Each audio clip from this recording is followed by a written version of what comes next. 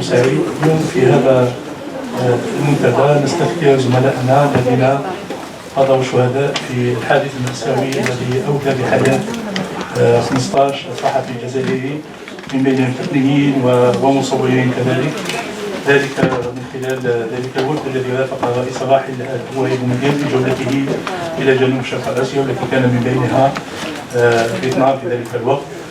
الطائره التي نقلت الصحفيين الذي كان يوافق طائره رئيس الراحل الهوائي بومدين من العاصمه هانوي الى احدى المدن الاخرى واحدى القواعد العسكريه في فيتنام سقطت لدى وصولها الى القاعده الجويه، وذلك حتى تكون هذه المعلومه لدى الجميع، وذلك ربما بسبب سوء تقدير الطيار الذي وجد ان الطريق الذي كان ستهبط فيه الطائره غير كافي لنزول الطائره، وعندما اراد التحليق مجددا لم تسعف الطائره وارتطم بالاشجار، وبالتالي سقطت الطائره وقضى 15 صحفي جزائري و9 من زملائهم الفيتناميين صحفيين كذلك كانوا ضمن ذلك الوفد الصحفي. وبالتالي اقل شيء نقدمه لهؤلاء ندعوكم الى الوقوف دقيقه صمت من ترحم على ارواحهم.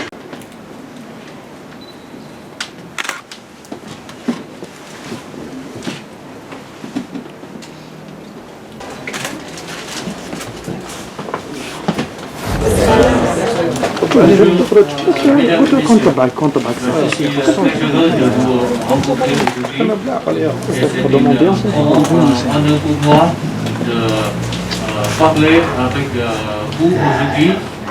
Je pense qu'aujourd'hui c'est le jour de travail, mais vous avez ici et vous faites une discussion sur un événement malheureusement un événement qui a lieu dans les relations entre les deux pays. Et je vous parler d'un accident avion qui a perdu la vie des 15 journalistes algériens et techniciens algériens, ainsi que 11 journalistes vietnamiens et le groupe d'équipage de l'avion vietnamien. Cet accident a lieu le 8 mars 1974 à Hanoï. Est-ce que vous connaissez que en 1914, la guerre au Vietnam n'est pas encore finie. Pour organiser et dans ce temps-là montrer la solidarité du peuple et du gouvernement algérien avec le peuple vietnamien. Le président algérien Comilien fait une visite officielle au Vietnam dans le programme de visite quelques pays de l'Asie. Et à la fin de cette visite, parce que l'aéroport international tout près de Hanoï n'est pas très grand pour que l'avion du président Comilien atterrisse. C'est pourquoi le Vietnam doit prendre le coup des avions pour transporter des passagers de l'aéroport international d'aller à l'aéroport militaire. C'est un aéroport militaire très grand. Et à la fin de cette visite, c'est-à-dire on prépare de terminer la visite, il y a 15 journalistes techniciens algériens avec 9 journalistes vietnamiens. Ils prennent un petit hélicoptère de Hanoï, l'aéroport de Hanoï, à l'aéroport de militaire. Mais quand on arrive à l'aéroport militaire. À cause que le pilote, on le connaît pas très bien, c'est pourquoi on a pris peine d'atterrir, mais il a trouvé que la piste n'est pas assez longue, c'est pourquoi il a forcé de décoller, mais à cause que l'avion est très bas, et c'est quand il a trouvé le moyen de décollage, il a brisé les arbres, et c'est l'accident a lieu. Et il n'y a pas de survivants dans cet accident. Et c'est très très dommage, évidemment, pour les deux pays, en particulier à la fin de la visite officielle du président d'un pays au Vietnam.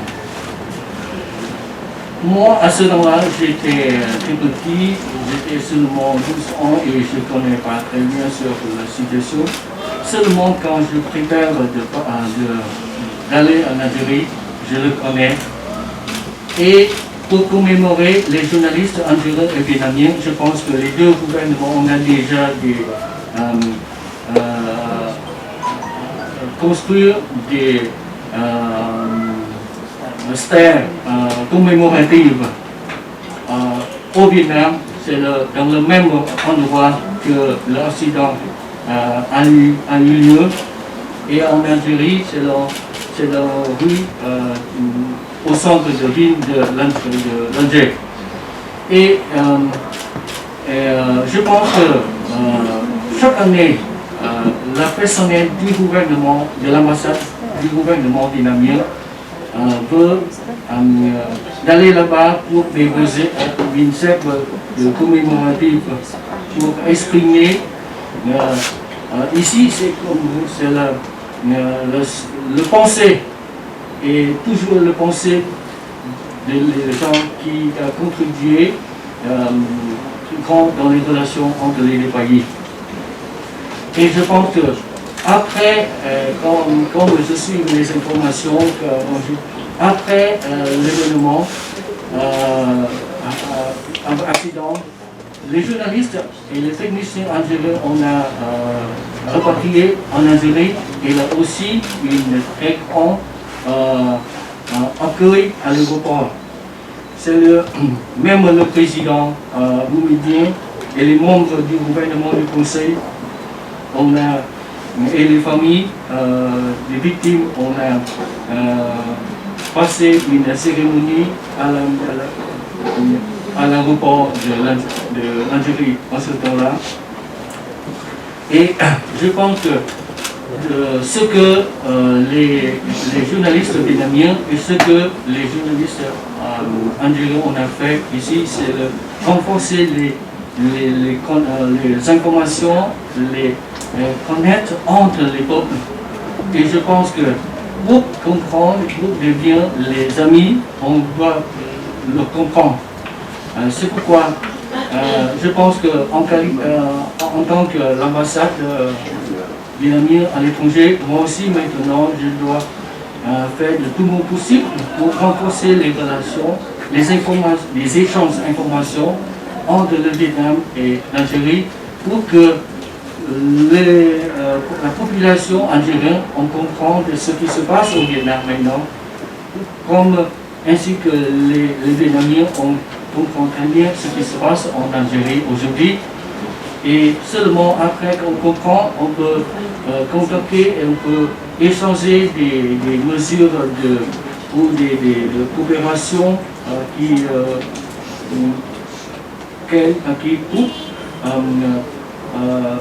donnent des résultats, des intérêts mutuels pour les deux parties, pour les deux pays. Et moi, dans la liste, dans le journal publié par le Algérien, j'ai aussi le nom des familles, des victimes là-bas. Et moi, jusqu'à maintenant, je pense qu'après plus de 47 ans, la famille, je ne sais pas qu'il est toujours en deuil ou dans quelques il y a un danger. Mais personnellement, je veux aussi, si j'ai l'occasion de visiter en famille des victimes, pour que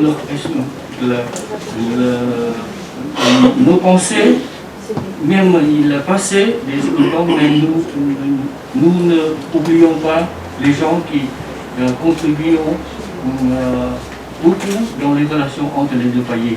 Ça, c'est ce que je veux vous partager sur un événement que je veux que vous compreniez très bien, parce que peut-être quelqu'un, mais il y a beaucoup de gens qui ne connaissaient pas bien cet événement, même moi.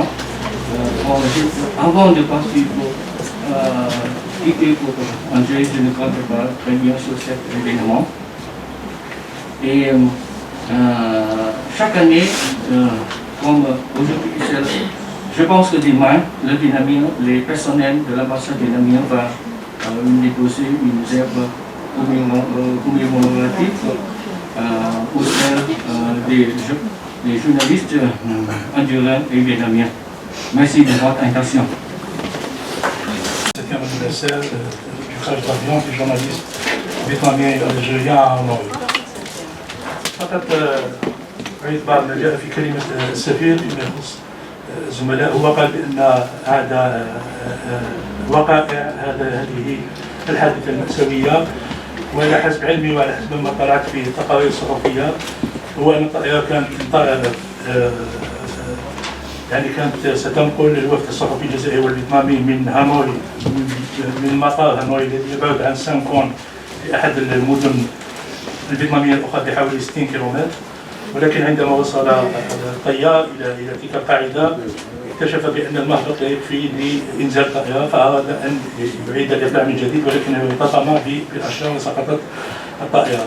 وفي ذلك الوقت في سنة 74 كان رئيس راحل وائل بومدين كان في استقبال جثامين ضحايا تلك الطائرة مع أعضاء من المجلس الوطني للثورة الجزائرية، وكان كذلك أهالي الضحايا وتم استقبالهم في القاعة الشرفية لمطار وائل بومدين في ذلك الوقت. كما أن فيتنام أصدقاء فيتنام أقاموا نصبا تذكاريا لضحايا تلك الطائرة من الفيتناميين والجزائريين، وكذلك تم تسمية إحدى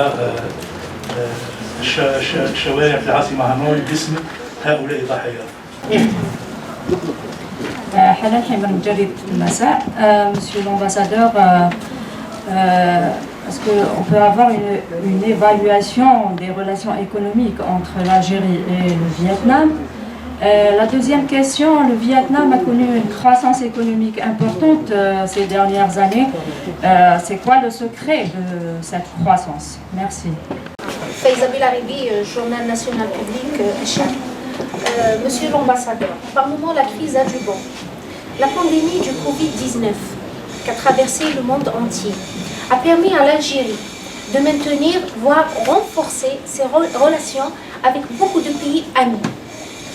Ce qui est certain, qu'après la pandémie, enfin nous le souhaiterons, le rapport de force entre plusieurs pays, enfin les grandes forces économiques, va changer. Comment vous voyez la relation, enfin les relations bilatérales algéro-vietnamiennes après la pandémie? Voilà. حياة كبيش من جريدة الشعب. تفضل سعادة السفير وتحدثت على التاريخ المتشابه بين الجزائر والفيتنام. كلا البلدين عرفوا الاستعمار. هل هذا يعني أن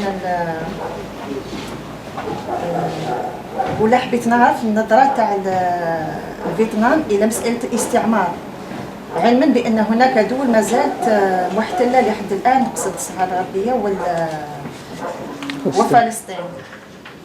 شكرا. عدم ازدهار العلاقات الاقتصادية بين البلدين وعدم انتقالها إلى علاقات سياسية يعود إلى عدم الاطلاع على فرص الاستثمار في البلدين طرف المستثمرين والمتعاملين الاقتصاديين الفيتناميين والجزائريين. يقول كذلك بأن السفارة يمكنها تسهيل العلاقات واللقاءات بين المتعاملين الاقتصاديين الجزائريين والفيتناميين. كذلك قال بأن السفارة كانت ستستخدم خبراء من فيتنام من أجل استطلاع فرص الاستثمار في الجزائر، ولكن الجائحة حالت دون ذلك. في الحقيقة قال بأن الإمكانيات موجودة، ولكن علينا أن نشجع الاستثمار من الجانبين وتشجيع كذلك المتعاملين الاقتصاديين على مثل هذه اللقاءات. نأخذ سؤالك.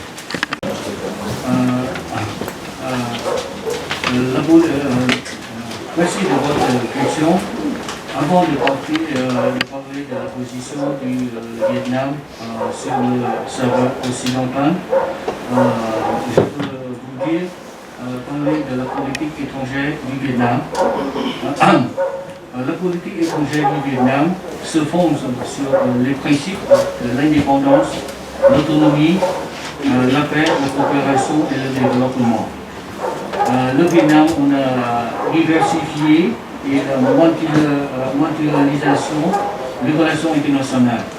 Et le Vietnam devient, l'économie vietnamienne devient une partie de l'économie internationale.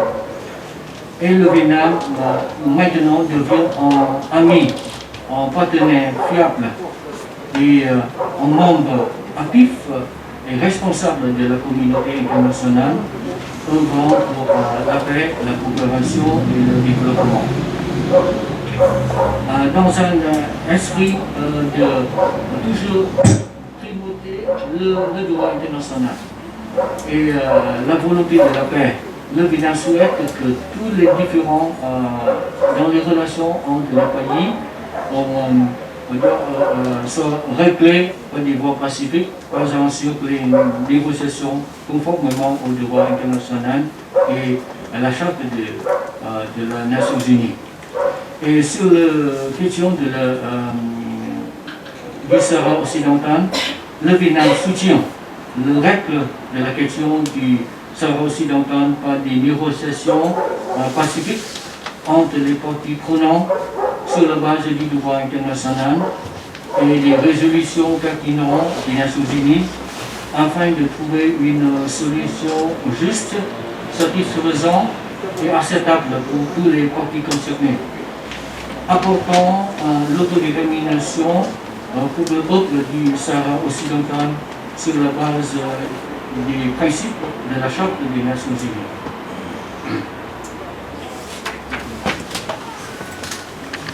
Je pense que les deux pays, on a la présence militaire dans chaque pays. C'est-à-dire, en Algérie, il y a des attachés militaires vietnamiens. Office de l'attaché militaire vietnamien en Algérie. Et en Algérie, au Vietnam, il y a des attachés militaires algériens au Vietnam. Merci. Merci de votre question. Comme je vous dis avant que pour moi, le potentiel de développement des relations entre les pays est très grand dans tous les domaines, non seulement dans le culturel, mais aussi dans le sport. Dans le sport, comme vous venez de mentionner, il y a des pratiquants de Viboda, le pratiquant en arts martiaux du ancien vietnamien à l'étranger. Et il y a des groupes là qui pour apprendre les actes ou les mesures de pratiquants, les actes martiaux, ils doivent apprendre quelques mots vietnamiens. Et il a organisé aussi des compétitions nationales, internationales ou régionales en Algérie. Et c'est très et je suis très fier que pendant les compétitions ou conférences de sport régionales, les participants pratiquants algériens qui ont reçu des résultats très élevés. Oui. Et je pense que dans le football aussi, je pense que les footballeurs algériens sont le meilleur de l'Afrique. Oui. Et au Vietnam, les Vietnamiens aiment beaucoup le football. Et maintenant, il a des, comme je vous dis, il a des groupes de football au Vietnam. C'est un groupe, on peut louer des footballeurs de l'étranger, travailler dans l'équipe vietnamienne et participer dans la compétition nationale ou régionale. Et au Vietnam maintenant, il y a beaucoup de footballeurs africains qui jouent au Vietnam maintenant. Et jusqu'à maintenant, je ne sais pas que les footballeurs algériens s'intéressent d'aller au Vietnam pour participer, pour entrer dans le groupe vietnamien de football, pour jouer là-bas ou non, je ne sais pas, cela dépend. Ou pour d'aller la France seulement, ou le Canada seulement, je ne sais pas. Mais je pense que pour les groupes de football vietnamien, groupes de football vietnamien sont très ouverts pour les joueurs étrangers de participer en bien joueurs et de participer dans le groupe. Parce que si le valeur de cette coupe montre quand ce groupe-là on gagne des positions premières dans la compétition nationale. Merci. Je vous remercie, monsieur l'ambassadeur, d'avoir été favorable à notre invitation. Merci beaucoup d'être parmi nous et du débat sur ces relations bilatérales. Et en commémorant également ce nouvel anniversaire du Fédération de l'Orient qui propose la mort à 15 journalistes algériens et 9 vietnamiens. باسم كل الزملاء أشكركم سعادة السفير على الحضور في هذا المنتدى. وصلنا إلى نهاية هذا اللقاء في فصل اللقاء. الله يعطيكم سعادة الخير.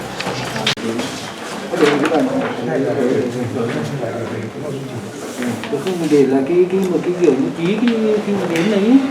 Cái đến mà tôi vinh dự hôm nay cái vinh dự đến không đọc báo có một buổi trao đổi rất là bổ ích đối với thông quan.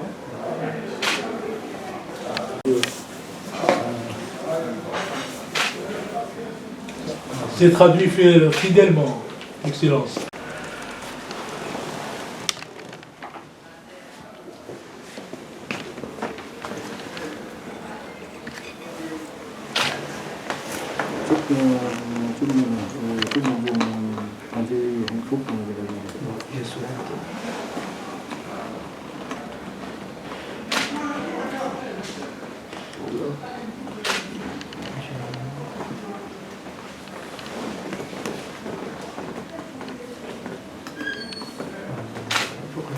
Hạnh phúc, thành vinh, vâng rồi.